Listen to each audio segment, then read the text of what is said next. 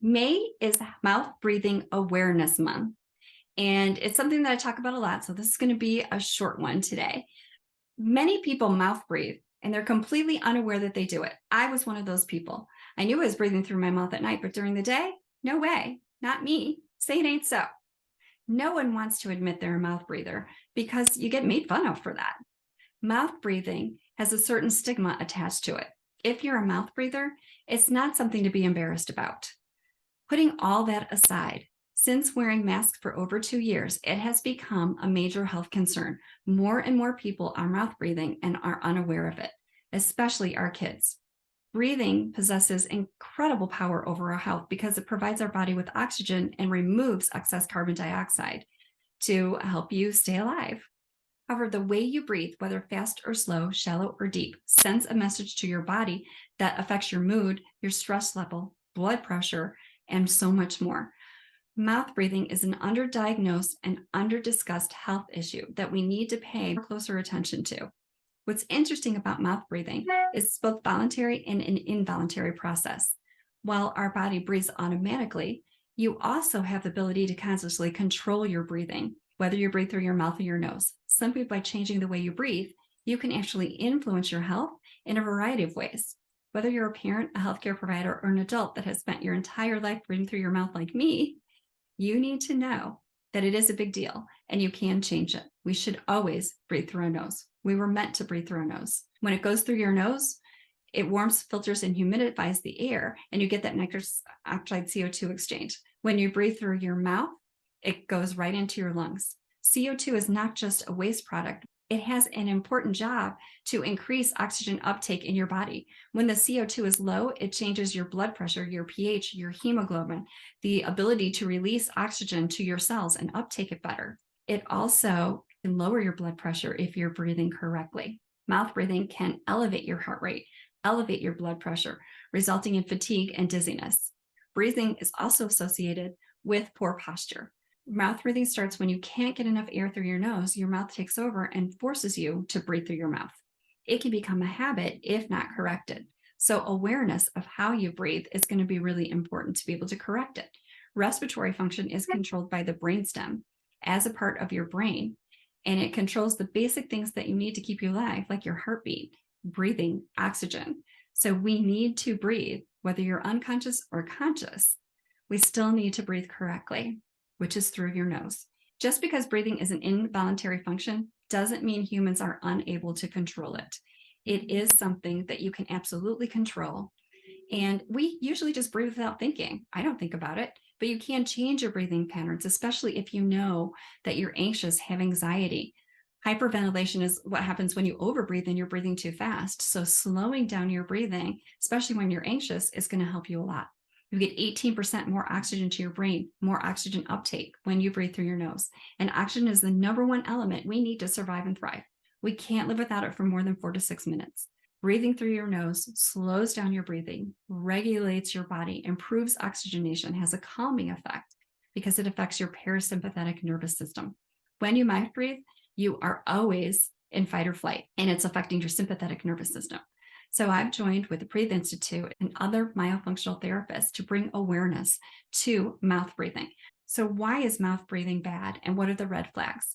Are you mouth breathing? Is someone in your family mouth breathing? Do you have bedwetting, allergies, inflammation, sleep apnea, breathing disorders, allergies, digestive issues, GERD, irritable bowel, waking up in the middle of the night to go to the bathroom, periodontal disease, cavities, gingivitis, tongue tie, or orthodontic complications? Have you worn braces and now you need braces again because your teeth are shifting? It's probably a tongue thrust swallow. So what are the common causes of mouth breathing? Allergies, enlarged tonsils or adenoids, chronic nasal congestion, respiratory infections, asthma, sinus problems, deviated septums, nasal polyps. Each of these things can make it physically impossible for a person to breathe through their nose. Not making it your choice to breathe through your mouth, that's your only option, which you're lucky we have that option. If you cannot breathe through your nose for 3 minutes, you need to see an ENT. Close your lips together, time yourself. Can you breathe without opening your mouth just through your nose? If not, you should see an ENT and probably a myofunctional therapist because you want your tongue to rest in the proper place, you want to swallow correctly, and you want to be able to breathe through your nose. A tongue thrust is what happens when you swallow and your tongue comes forward on your teeth. And that could be a swallow pattern that developed when you were little. It's called an infantile swallow. A lot of times we outgrow it, but if we don't, it can affect our facial growth and development. Believe it or not, it can change the way you breathe, the way you sleep, your appearance. You can have a long, narrow face, a vaulted palate, a smaller jaw, weaker chin. You could be tucked back. Your shoulders could be forward. You could be compensating with your neck muscles and your chin muscles. You can have chronic neck pain, back pain, shoulder pain, TMJ pain. These are all things that can happen with mouth breathing. You can have headaches, gingivitis, increased cavities, pH imbalance, poor sleep, acid reflux. Even your kids, if they're mouth breathers, it has been linked to poor academic performance, fogginess, behavioral disorders, even associated with ADHD. For adults, it affects their concentration, their bloodstream, sleep problems. It could have other chronic medical conditions because of breathing that way for a long time. These are all things that we need to look at. If you continue to breathe through your mouth, you may end up needing a CPAP machine. 300 years ago, humans had straight, perfectly aligned teeth, wide jaws, flat palates, bigger noses, enough room for their wisdom teeth. They didn't have toothbrushes and they didn't have cavities. They were mostly nasal breathers. We also had different food back then. We chewed more. We ate off the land. Our foods we hunted and gathered. Now our foods are soft and processed and mushy, and we use our tongues to smash it more. They didn't need braces. They didn't have crowded teeth, but we do. Some people did, but the majority of people did not. Now we're the opposite. The ages of 2 to 8, we're not looking at these things. We're told to wait till our kids are 7 or 8 to see an orthodontist, but 80% of their growth and development happens for that. So please, please, please check out your little kids.